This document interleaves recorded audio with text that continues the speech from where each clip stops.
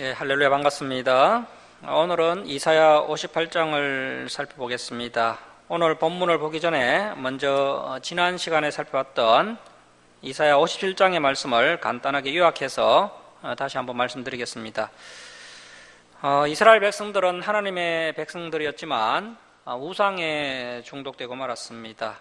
하나님께서 그 우상에 중독된 병을 치료하신 방법은 강대국 바벨론을 통해 이스라엘을 멸망시키시고 살아남은 백성들은 바벨론에 70년 동안 포로로 끌려가게 하셔서 우상 중독을 치료하셨습니다. 바벨론 포로 생활 이후에는 이스라엘 백성들이 우상을 섬기는 병이 완전히 치료가 되는 것을 볼 수 있습니다.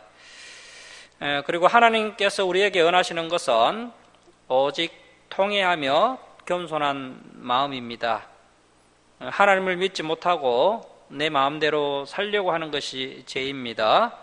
내 모든 죄를 하나님 앞에 고백하고 내 모든 인생을 하나님께 맡길 때 하나님은 우리에게 새 힘을 주시고 우리의 영혼을 소생시켜 주신다는 것입니다. 죄의 본성이 여전히 살아있는 우리의 마음은 안정될 수가 없습니다. 마음속 깊은 곳에 탐욕의 덩어리들이 자리 잡고 있기 때문에 조금만 자극을 받아도 시커먼 욕망들이 솟구쳐 오르는데 그 욕망을 채우기 전까지는 절대로 마음이 평온하지 않습니다. 그런데 그 욕망을 채운다 할지라도 또다시 새로운 욕망이 생겨납니다. 세상의 욕망은 마치 바닷물을 마시는 것처럼 채우면 채울수록 더욱 더 심한 갈증을 느끼게 됩니다. 그래서 하나님을 모르는 사람들은 끊임없이 욕망을 추구하다가 결국에는 망하게 됩니다. 예수님은 십자가의 피로 우리 안에 있는 모든 죄를 다 씻어내셨고 우리에게 성령의 생수를 주셨습니다. 우리는 하나님이 주신 이 새 인생을 늘 감사하며 살아가야 합니다. 하나님의 말씀을 믿을 때 우리는 가장 아름다운 인생을 살아가게 됩니다. 그래서 늘 말씀을 기준으로 자신을 돌아보고 통회하고 겸손한 자가 되어야 할 것입니다. 예수 그리스도 안에서 하나님과 더불어 평강을 누리고 안전한 평강의 근원인 십자가를 전하는 삶을 살아가야 합니다. 자, 이제 오늘 본문 이사야 58장을 보도록 하겠습니다. 오늘 말씀 제목은 응답받는 신앙입니다. 응답받는 신앙. 전남 무안에서 항공기가 추락해서 무려 179명의 사망자가 발생했습니다. 우리 인간들이 똑똑하고 능력이 있는 것 같아도 자연재해나 대형 사고 앞에서는 너무나 연약한 존재임을 깨닫게 됩니다. 실제로 우리는 하나님 앞에서 하루살이만큼 미약한 존재입니다. 이러한 우리가 세상에서 두려움 없이 안전하게 살 수 있는 길이 있는데 그것은 우리가 원하는 신앙생활을 하는 것이 아니라 하나님이 원하는 신앙생활을 하는 것입니다. 우리가 이토록 연약한 인생을 살면서 하나님을 의지할 수 있다는 것은 대단한 축복입니다. 만일 위기 때마다 하나님의 도우심을 받을 수 있다면 우리는 천군만마를 얻은 것과 같습니다. 우리가 하나님이恩하시는 신앙생활을 하고 하나님이 기뻐하시는 경건을 행한다면 반드시 위기 가운데 하나님이 도와주시며 더하여 복까지 주시겠다고 약속해 주십니다. 자, 이사야 58장 1절 말씀 보겠습니다. 크게 치라, 목소리를 아끼지 말라. 내 목소리를 나팔같이 높여 내 백성에게 그들의 허물을, 야곱의 집에 그들의 죄를 알리라. 하나님은 이 선지자에게 목소리를 아끼지 말고 큰 소리로 외치라고 명령을 하십니다. 하나님이 선지자에게 외치라고 하신 내용은 그들의 죄와 허물을 알리라는 것입니다. 이스라엘 백성들이 겉으로는 하나님을 잘 믿는 채 했지만 실제로는 하나님의 말씀대로 살지 못했는데 그것이 그들의 허물이고 죄였습니다. 이스라엘 백성들은 나름대로 하나님을 잘 믿고 있고 하나님과 연결되어 있다고 착각하고 있는데 사실은 하나님을 잘못 믿고 있고 하나님과의 관계가 끊어져 있습니다. 하나님과의 관계가 끊어지면 위기의 순간에 하나님의 도우심을 받을 수가 없습니다. 하나님과의 관계가 끊어진다고 해서 곧바로 큰일이 닥치지는 않겠지만 큰 위기의 순간이 닥쳐오면 하나님의 도우심을 전혀 받을 수 없기 때문에 결국 망할 수밖에 없습니다. 자, 2절 말씀 보십시오. 그들이 날마다 나를 찾아 나의 길 알기를 즐거워함이 마치 공의를 행하여 그의 하나님의 규례를 저버리지 아니하는 나라 같아서 어려운 판단을 내게 구하며 하나님과 가까이 하기를 즐거워하는도다. 이스라엘 백성들의 신앙과 경건은 겉으로 볼 때는 너무나도 좋아 보였습니다. 날마다 하나님을 찾아 하나님의 길 알기를 즐거워하고 하나님의 공의를 구하여 모든 것을 바르게 하는 것 같았습니다. 사실 우리는 하나님의 길이 어디에 있는지는 잘 모릅니다. 세상에 수없이 많은 성공과 실패의 길이 있습니다. 그중 하나님의 길이 무엇인지 찾는 것은 쉽지 않습니다. 몸은 세상을 향하면서 얼굴만 하나님을 향할 때도 있습니다.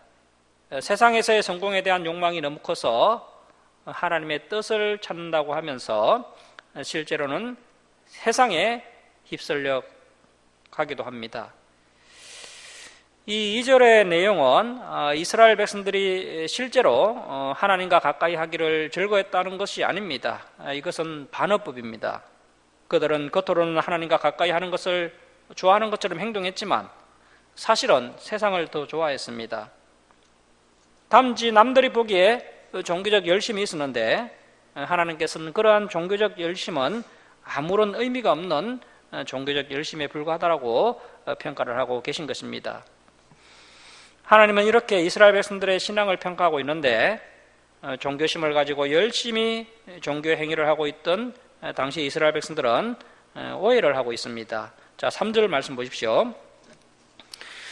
우리가 금식하되 어찌하여 주께서 보지 아니하시오며 우리가 마음을 괴롭게 하되 어찌하여 주께서 알아주지 아니하시나이까. 보라, 너희가 금식하는 날에 오락을 구하며 온갖 일을 시키는도다. 사실 금식과 마음을 괴롭게 하는 일은 하나님 앞에서 참으로 귀한 일입니다. 금식은 보통 고통스러운 일이 아닙니다. 게다가 하고 싶은 일도 많고 욕망도 큰데 그것을 모두 포기하고 하나님 앞에 엎드리는 일은 보통 어려운 일이 아닌 것입니다. 하나님의 백성이 금식하는 것은 자신을 하나님 앞에 철저하게 낮추는 행위입니다. 즉 지금 내가 겪고 있는 어려움을 내 힘으로는 도저히 감당할 수 없고 전적으로 하나님의 도우심만으로 살 수 있음을 믿는다는 뜻입니다. 그래서 금식은 일시적으로 죽는 것과 마찬가지입니다. 우리가 음식을 먹지 못하면 죽습니다. 또 마음속에 일어나는 욕망대로 살지 못하면 죽을 것 같은 고통을 겪습니다. 그래서 금식은 자신이 하나님 앞에 죽은 목숨이라는 것을 고백하는 것입니다. 이스라엘 백성들은 거친 베옷을 입고 또 재를 뒤집어 쓰고 금식을 했습니다. 자신이 죽은 시체와 같다는 뜻입니다. 하나님은 우리가 하나님 앞에서 자신을 낮추고 기도하는 것을 무척 중요하게 생각하십니다. 그렇지만 그 개인의 기도와 금식은 철저히 비밀리 해야 하는데 내 신앙이 좋다라고 알리는 수단으로 사용하면 안 된다는 것입니다. 이것은 하나님과의 신뢰관계를 깨트리는 행위입니다. 이스라엘 백성들은 금식한다고 공개 발표해놓고 뒤에서는 온갖 일을 하고 있었습니다. 금식 기간 중에 향락도 즐겼습니다. 세번역 성경에서는 이 오락을 향락으로 번역을 하고 있습니다. 그리고 금식하는 중에 종이나 일꾼에게 가혹한 노동을 강요하였습니다.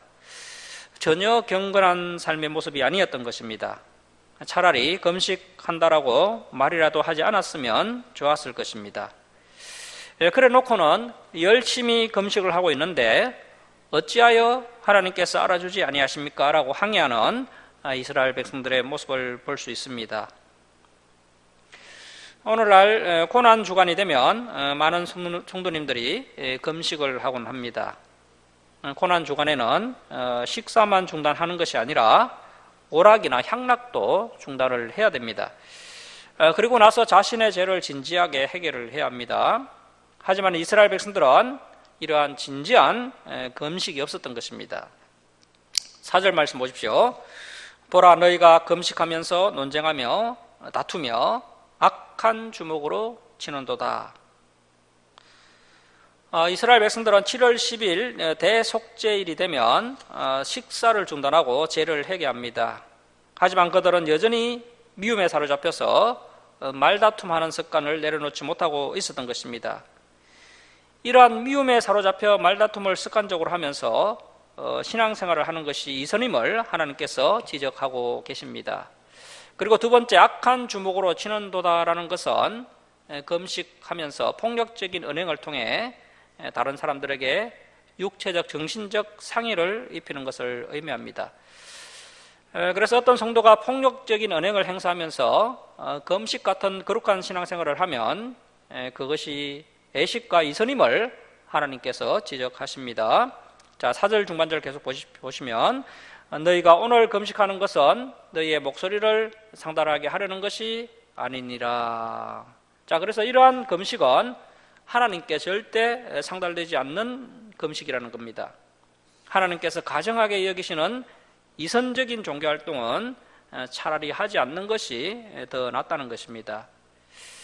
이러한 금식은 하나님께 상달되지 않을 뿐 아니라 오히려 하나님의 진노의 심판만 불러일으킬 수 있습니다. 자, 그래서 이러한 의미를 좀 더 적극적으로 드러내 의역한 공동번역 성경책은 이 58장 4절 중반절을 이렇게 번역을 하고 있습니다. 제가 한번 읽어드리겠습니다. 오늘 이따위 금식을 집어치워라. 너희 호소가 하늘에 들릴 리가 없다. 자, 그래서 하나님께서 애식하는 이스라엘 백성들을 향해 진노하고 계신 것을 알 수가 있습니다. 자, 5절 말씀 보십시오. 이것이 어찌 내가 기뻐하는 금식이 되겠으며 이것이 어찌 사람이 자기의 마음을 괴롭게 하는 날, 그래서 진정한 회개의 날, 그 대속죄일이 되겠느냐. 그의 머리를 갈대같이 숙이고 굵은 배와 죄를 펴는 것, 그래서 경건한 척 하는 것을 어찌 금식이라 하겠으며 여호와께 연락될 날이라 하겠느냐. 자, 이렇게 3절에서 5절은 하나님께서 형식적인 금식, 형식적인 종교활동이 무가치함을 지적하시면서 이스라엘 백성들의 현재 신앙생활이 잘못되었음을 이사야 선지자를 통해 엄하게 책망을 하고 있습니다. 사실 이 금식이라는 것은 세상 욕심으로 가득 찼던 마음을 비우고 이제 삶의 방향성을 하나님께로 완전히 전환을 시키는 것입니다. 그래서 금식기도 하면서 철저하게 하나님 앞에서 죽는 체험이 필요한 것입니다. 하나님은 이스라엘 백성들이 인생의 방향을 완전히 바꾸어야 그들의 기도를 들어주실 것이다 라고 말씀을 하고 계십니다. 자, 이제 6절에서 9절은 진정으로 하나님께서 기뻐하는 금식이 어떠한 것인지를 상세히 설명해 주고 계십니다. 이 6절 말씀은 여러분들 기도원 보셨나요? 기도원에 많이 붙여 있는 구절이죠. 저도 그 신학생 때 이제 기도원 가니까 이 구절이 붙여 있는 것을 보았는데요. 그래서 이제 저도 그때는 오해를 하고 있었습니다. 금식을 하면 우리를 결박하고 있던 모든 어려움들, 멍에의 줄이 풀어져서 그 문제가 해결된다라고 생각을 했는데요. 물론 우리가 금식 기도하면 하나님께서 우리의 기도를 들으시고 문제를 해결해 주십니다. 하지만 여기에 있는 이 말씀은 그러한 뜻이 아닙니다. 자, 6절 말씀 보십시오. 내가 기뻐하는 금식은 흉악의 결박을 풀어주며 멍에의 줄을 끌어주며 압제당하는 자를 자유하게 하며 모든 멍에를 꺾는 것이 아니겠느냐. 또 줄인 자에게 내 양식을 나누어 주며 유리하는 빈민을 집에 들이며 헐벗은 자를 보면 입히며 또 내 권력을 피하여 스스로 숨지 아니하는 것이 아니겠느냐.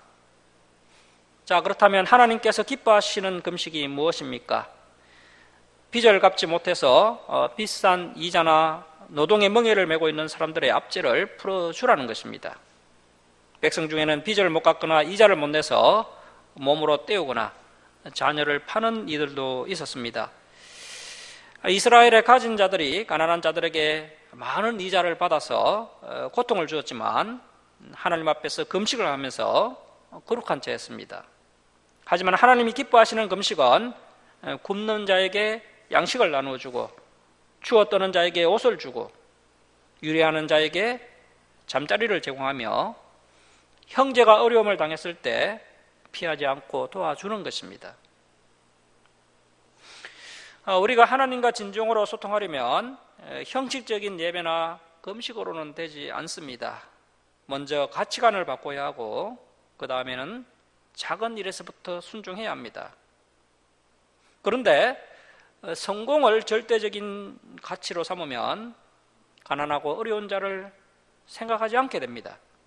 하나님은 그런 자를 싫어하셔서 도와주지 않으시고 그들이 금식해도 보지 않으십니다.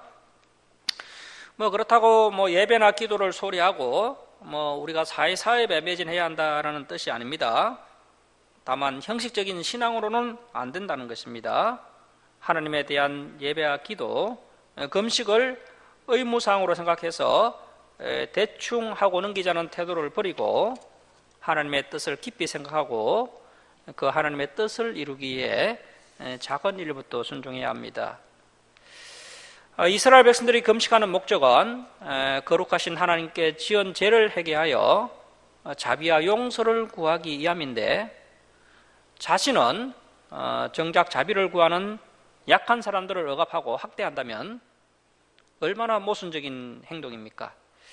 그러한 삶을 사는 자가 어떻게 하나님의 자비하심과 용서를 얻을 수가 있겠습니까?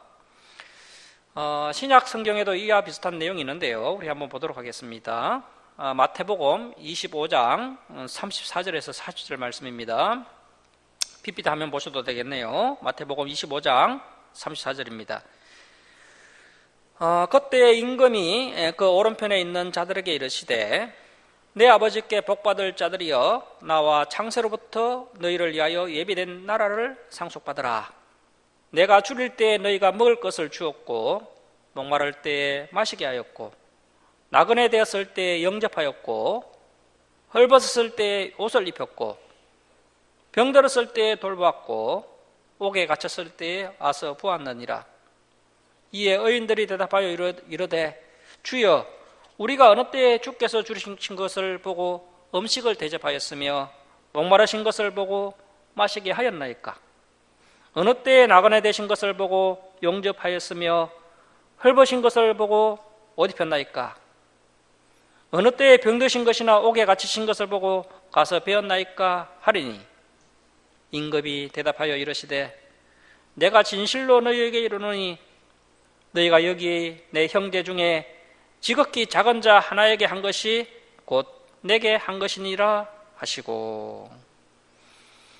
자, 그래서 하나님의 자비를 간구하는 우리의 신앙 행위들이 하나님께서 기뻐하시는 신앙 행위가 되기 위해서는 먼저 작은 자를 향한 자비를 베푸는 삶이 전제되어야 함을 하나님과 예수님께서 동일하게 강조하고 계신 것입니다. 성도가 하나님의 자비를 잊기 위해서 약자를 향한 자비가 그 성도에게 반드시 있어야 한다는 것입니다. 자, 그렇다면 우리가 어떻게 하면 이 어려운 상황 가운데서 하나님께 불쌍히 여기심을 잊게 되는 것입니까? 우리가 우리보다 더 약하고 가난한 사람들을 불쌍히 여기면 하나님께서 우리도 불쌍히 여겨주시고 우리에게 사랑을 베풀어 주신 것입니다. 자, 이제 다시 이사야 58장 8절로 돌아가겠습니다. 이사야 58장 8절 말씀 보십시오. 자, 그리하면 그래서 작은 자를 불쌍히 여기며 사랑하면 어떻게 됩니까? 내 빛이 새벽같이 비칠 것이며 내 치유가 급속할 것이며 내 공의가 내 앞에 행하고 여호와의 영광이 내 뒤에 호위하리니 내가 부를 때에는 나 여호와가 응답하겠고 내가 부르짖을 때에는 내가 여기 있다 하리라. 자, 8절에 내 공의가 내 앞에 행하고 라는 의미는 사람이 자신의 의를 스스로 드러내는 것이 아니라 내 의를 하나님께서 드러내신다는 것입니다. 그래서 하나님의 영광이 우리 뒤에서 호위해 주신다는 것입니다. 우리가 하나님 앞에서 옛사람이 죽고 새사람이 되면 빛이 나기 시작합니다. 여기서 빛이 비친다는 것은 다시 힘과 능력이 생기는 것을 의미합니다. 이 빛은 자신의 빛이 아닙니다. 하나님의 빛이 우리에게 공급되기 시작하는 것입니다.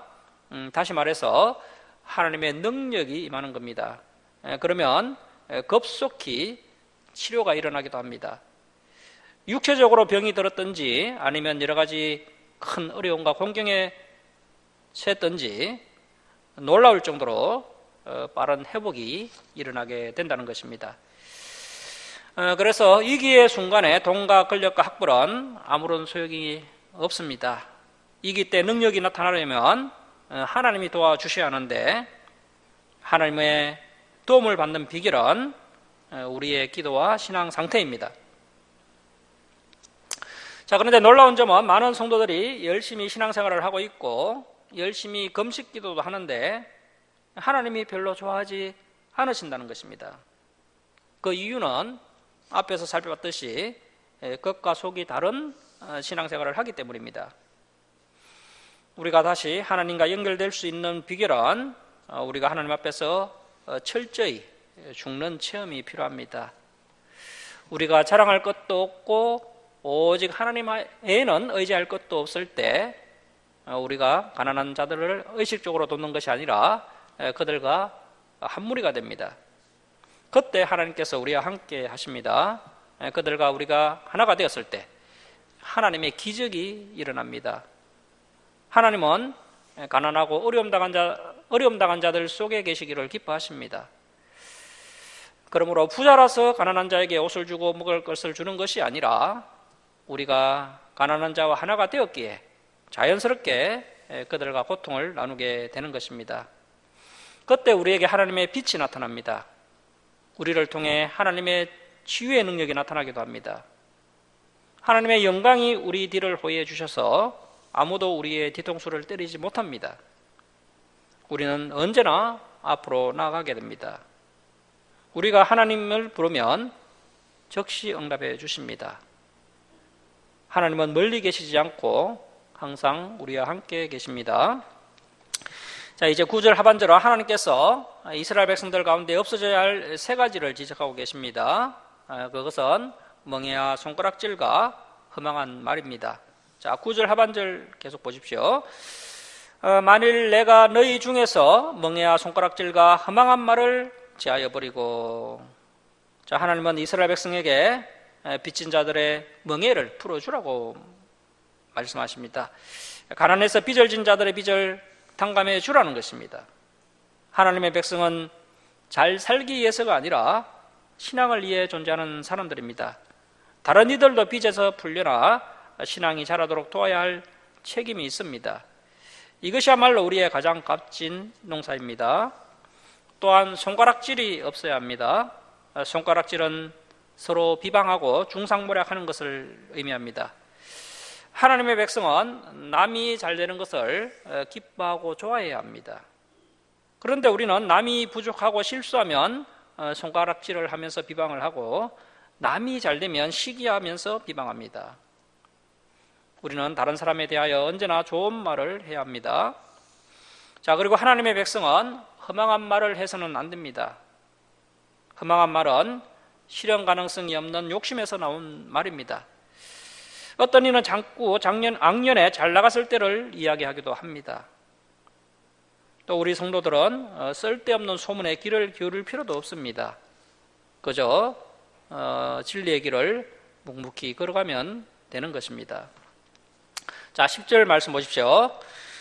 줄인 자에게 내 심정이 동하며 괴로워하는 자의 심정을 만족하게 하며 내 빛이 흑암 중에서 떠올라 내 어둠이 낮과 같이 될 것이며 여호와가 너를 항상 인도하여 메마른 곳에서도 내 영혼을 만족하게 하며 내 뼈를 견고하게 하리니 너는 물된 동산 같겠고 물이 끊어지지 아니하는 샘 같을 것이라. 멍에와 손가락질과 허망한 말을 제하여 버리고 괴로워하는 자의 심정을 만족하게 하는 자는 내 빛이 흑암 중에서 떠오를 것이다 라고 말씀합니다. 아무리 어려운 상황 가운데서도 형통하게 된다는 것입니다. 어둠이 낮과 같이 되고 낮이 되면 더욱 환해집니다. 하나님은 메마른 곳에서도 그의 영혼을 만족시켜 주십니다. 그 마음속에 생수가 솟아나서 세상 사람들이 욕하고 분노로 공격해도 성령님이 마음을 시원하게 해주셔서 절대로 속이 타지 않습니다. 또 하나님은 그 사람의 뼈를 견고하게 해주십니다. 뼈가 튼튼해서 잘 넘어지지도 않고 넘어져도 뼈가 다치지 않아서 얼마든지 다시 일어설 수가 있습니다. 또한 이러한 사람은 물된 동상 같습니다. 정원에 물이 끊임없이 공급되어 많은 하초와 과일나무가 꽃을 피우고 열매를 맺습니다. 그 사람의 마음이 바로 비밀의 하은인 것입니다. 누구도 파괴시킬 수 없는 아름다운 정원이 그의 마음 안에 있습니다. 그리고 이러한 사람은 물이 끊어지지 않는 샘입니다. 다른 곳은 가물어 가도 이곳에만 물이 계속 솟아나므로 가뭄 가운데 전혀 걱정할 필요가 없습니다. 자, 12절 말씀 보십시오. 내게서 날 자들이 오래 항폐된 곳들, 항폐한 그 성읍을 다시 세울 것이며 너는 역대에 파괴된 기초를 쌓으리니 너를 일컬어 무너진 데를 보수하는 자라 할 것이며 길을 수축하여 거할 곳이 되게 하는 자라 하리라. 자, 이렇게 하나님의 말씀에 순종하며 연약한 자들에게 자비와 사랑을 실천하는 자들을 통해 하나님께서 놀라운 일을 진행해 나가신다는 것입니다. 오랫동안 항폐하였던 곳이 이 사람들을 통해 다시 살아나게 됩니다. 이것이 바로 부흥의 역사인 것이죠. 남유다가 바빌론에게 멸망당한 후에 70년간 포로 생활을 하던 중 예루살렘 성읍과 이스라엘은 항폐하게 변했습니다. 본문의 말씀처럼 자비를 실천하는 자의 가문에서 1차 기한, 2차 기한, 3차 기한을 하는 사람들이 나와서 그들이 항폐한 예루살렘 성읍을 보수하고 수축하는 것을 볼 수 있습니다. 오늘날도 진리를 경청하고 진리에 순종하면서 약한 자에게 자비와 사랑을 실천하는 성도들을 통해 하나님의 뜻이 이 땅 가운데 이루어지게 될 것이고 그들을 통해 하나님의 나라가 확장되게 될 것입니다. 자, 이제 마지막으로 13절 이하는 안식일 이야기가 나오는데요. 이 안식일도 금식과 마찬가지로 형식적으로 지키지 말라라고 말씀합니다. 그래서 우리가 형식적인 주일 성수를 하면 안 됩니다. 자, 13절 말씀 보십시오.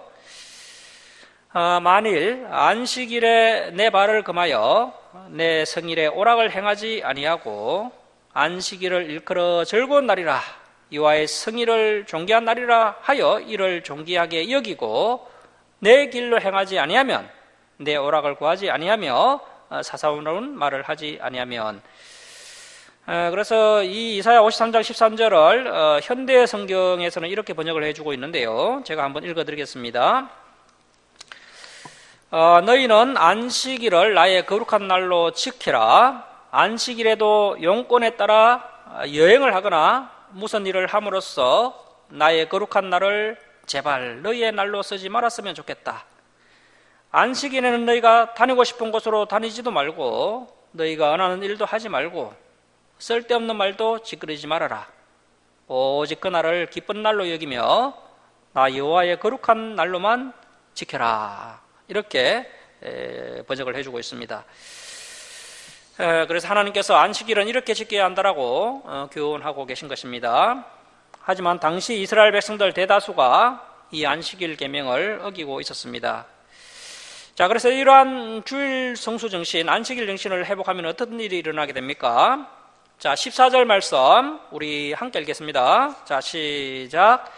내가 여호와 안에서 즐거움을 얻을 것이라. 내가 너를 땅의 높은 곳에 올리고 내 조상 야곱의 기업으로 기르리라. 여호와의 입의 말씀이니라. 우리가 하나님과 연결되어 소통하려면 형식적인 예배나 금식으로는 되지 않습니다. 먼저 가치관을 바꿔야 하고 그 다음에 작은 일에서부터 순종해야 합니다. 이 짧은 인생을 내 욕심만 채우며 사는 것은 정말 의미 없이 살아가는 것입니다. 남을 돕기 위한 인생으로 나 자신을 바꿀 때 하나님께서 나와 함께 해 주십니다. 우리가 욕망을 내려놓고 예배 중심의 삶을 살 때 하나님은 우리에게 세상이 알지 못하는 기쁨을 주십니다. 우리를 높은 곳에 올려주셔서 세상에 시험이 덮치지 못하게 막아주시고 야곱의 기업을 주셔서 하나님의 복을 받게 하십니다. 야곱이 돌을 베개 삼아 잘 때 하늘이 열리고 하나님의 사자들이 오르락 내리락 하며 하나님의 말씀이 임했던 것처럼 우리의 하늘이 열리고 성령으로 우리의 모든 기도가 하나님께 상달되어 능력과 기적으로 응답을 해 주실 것입니다. 하나님께서 우리에게 허락하신 이 이사야 58장의 말씀을 간판에 잘 새기시고 말씀 중심, 예배 중심의 삶을 살아감으로 하나님께 응답받는 저와 여러분이 될 수 있기를 주님의 이름으로 축원합니다. 기도하겠습니다.